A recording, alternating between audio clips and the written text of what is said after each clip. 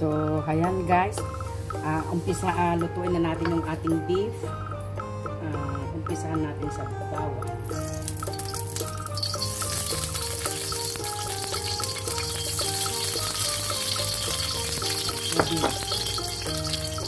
Ayan mga ka-angels ang ating bawang. Gagawin po natin golden brown ang ating bawang mga ka-angels.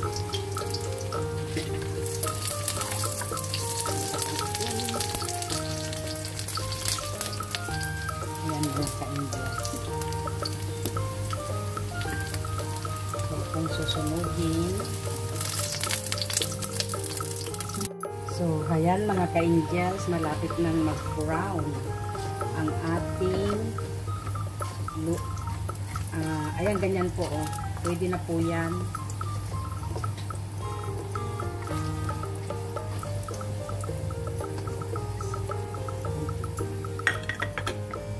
Ayan mga ka-angels, haluin ko na ang bango-bango na ng bawang. Parang sarap-sarap ng kagat-kagatin oh.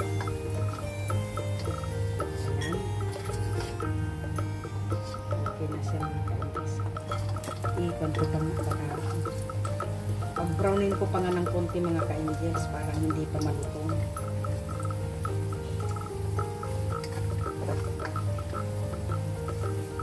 Pwede na nga yan.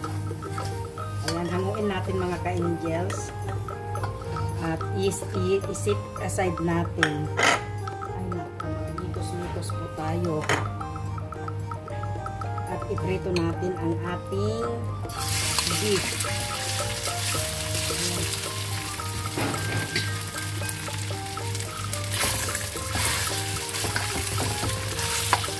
Pag nailagay po natin yung ating beef, wag po natin babalik ka rin kaagad.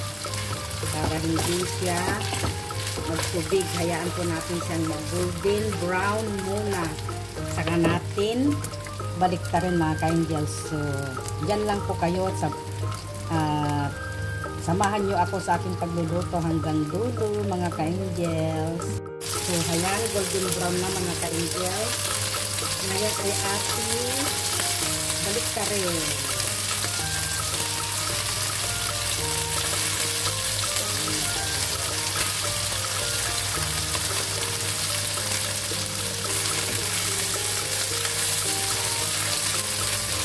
Ayan, nabaliktad na mga ka-angels. So, ayan mga ka-angels.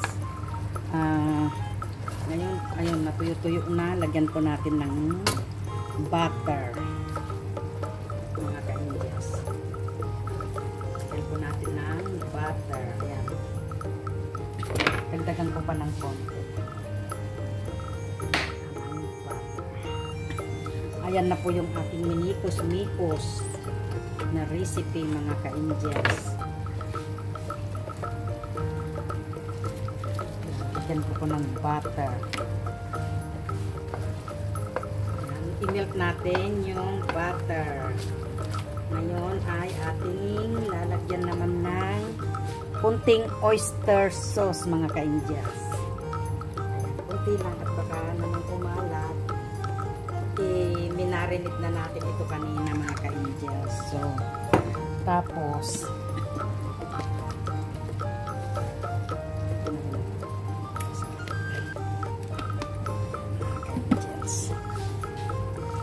lasa nitong minikos-mikos kung luto na ito.